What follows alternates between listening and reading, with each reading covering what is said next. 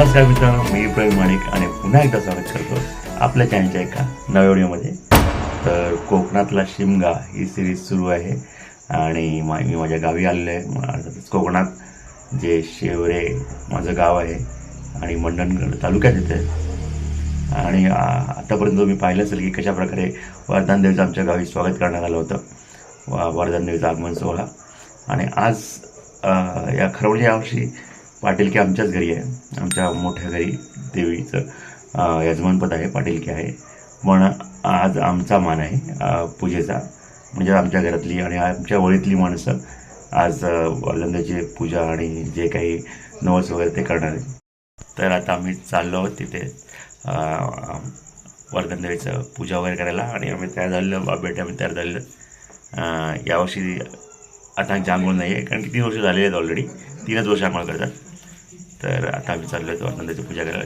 तुम्हाला या व्हिडिओमध्ये पाहायला मिळेल की कशाप्रकारे वर्धनदेवीची पूजा अर्चा केली जाते, नवस केला जातो आणि मनसलं जातं ते म्हणतात आहे. त्यामुळे हा व्हिडिओ पूर्ण बघा आणि व्हिडिओ आवडला तर लाईक जरूर करा आणि चॅनल नवीन असाल तर सबस्क्राईब करायला विसरू नका.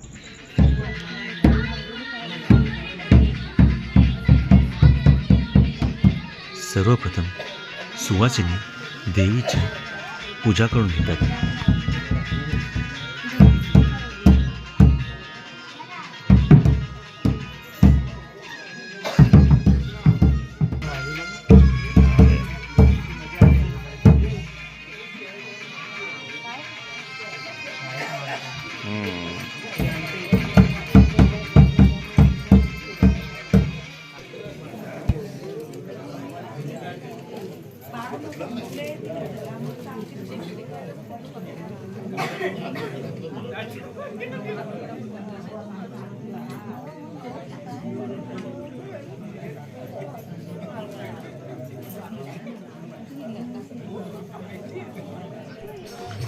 एकीकडे देवीची पूजा चालू असते तर दुसरीकडे चालू असतो हा तमाशा.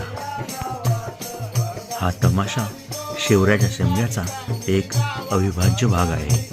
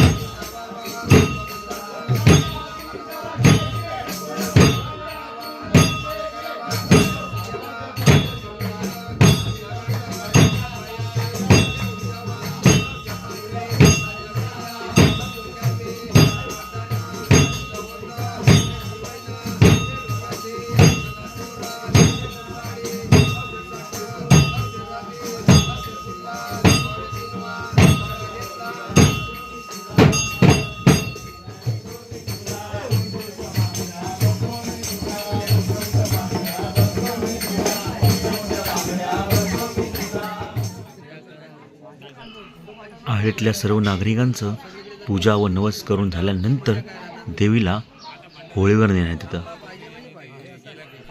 तिथे देवीची आणि होळीची विधिवत पूजा करून होळी पेटवण्यात येते.